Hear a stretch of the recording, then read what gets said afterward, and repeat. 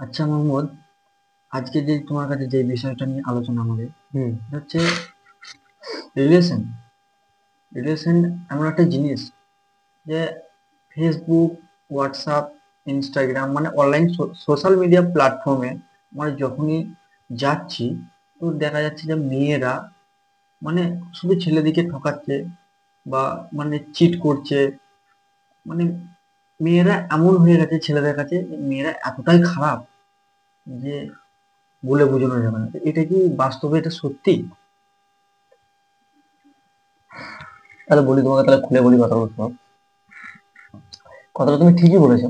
তুমি ইনস্টাগ্রাম খোলো, WhatsApp, Instagram খোলো, তুমি ফেসবুক খোলো, ইউটিউব খোলো, তুমি যে কোনো অনলাইন প্ল্যাটফর্ম খোলো, তুমি সেখানেই রিলস দেখো, ভিডিও দেখো। তুমি শুধু একটা জিনিসই দেখতে পাবে যে তার গার্লফ্রেন্ড ওকে ঠকাচ্ছে, তার গার্লফ্রেন্ড তাকে ছেড়ে দিয়েছে, তার গার্লফ্রেন্ড মানির জন্য ছেড়ে দিয়েছে।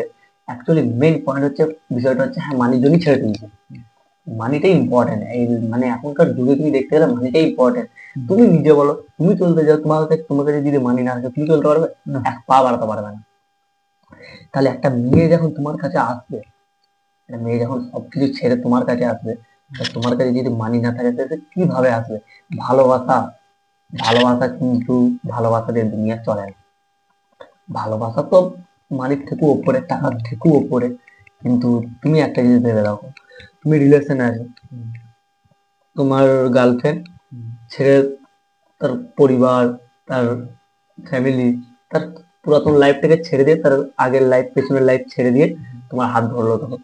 তুমি সেখানে দেখা গেলো তোমার মা বাবা তোমাকে মানলো না, তুমি চলে গেলে তাকে নিয়ে কোনো জায়গায়, সেখানে থাকলে, সংসার করলে, 1 বছর 2 বছর সংসার করলে, হঠাৎ দেখো তোমার কিছু একটা হয়ে গেল, যেখানে তুমি আর ইনকাম করতে পারছো না।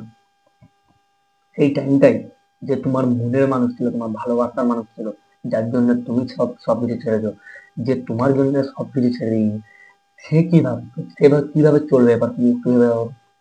হুম, এটাও ভাবার সেই বিষয়। জন্য সবসময় একটা জিনিস মাথায় রাখবে, যে কিছু কিছু ক্ষেত্রে তোমাকে ছেড়ে বেরিয়ে আসা দরকার। হুম। কিছু কিছু টাইমে তোমাকে সেখান থেকে বেরিয়ে আসা দরকার, যেখানে ভবিষ্যতে মাইনাস হওয়ার সম্ভাবনা আছে। আছে। এই কারণেই তোমাকে ছেড়ে আসতে হবে, কারণ সে তোমার মনের মানুষ, সে একটা মেয়ে হতে পারে। তুমি যেন, মানে একটা বিষয় আমাকে খুলে বলো।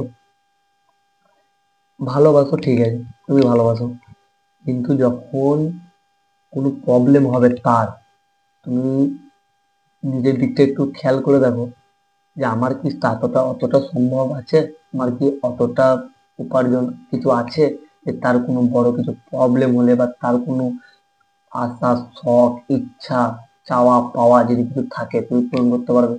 হুম। সেই জন্য তোমাকে সবসময় ভাবতে হবে। যেখানে নিজের কোনো উপায় নেই, এখানে কোনো মেয়ের দোষ দিয়ে লাভ নেই। হ্যাঁ, সব মেয়ে তো সমান হয় না। সব মেয়ে সমান হয় না, এটাও একটা বিষয়, ওটা আমি মেয়েদের উপর দোষ দিচ্ছি না। এই কারণে তোমাকে বলছি, তুমি ইম্পর্টেন্ট। একটা রিলেশনশিপে সবসময় ফার্স্ট, মানে মোস্ট ইম্পর্টেন্ট যেটা, সেটা হচ্ছে একটা ছেলে। হুম। কেন?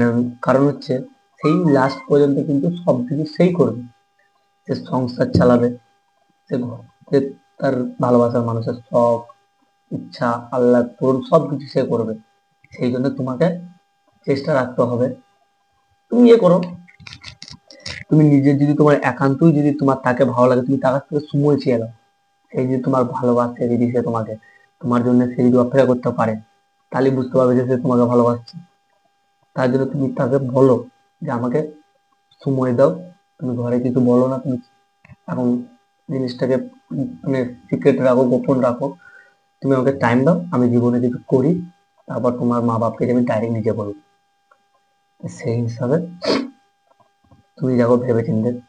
এবার যদি সেখানে যদি তুমি কিছু না করতে পারো, তাহলে তোমার তাকে ছেড়ে দেওয়া দরকার। আর তুমি যদি কিছু করতে পারো, তাহলে কোনো ব্যাপারই নেই। হুম। ভালোবাসা মানুষের জন্য তোমার কিছু করতেই হবে, নাহলে সেরকম ভালোবাসা তুমি দামি হবে না। এটা মেন বিষয় যেটা, যে মেয়েরা খারাপ হয় না তো জানি, হম।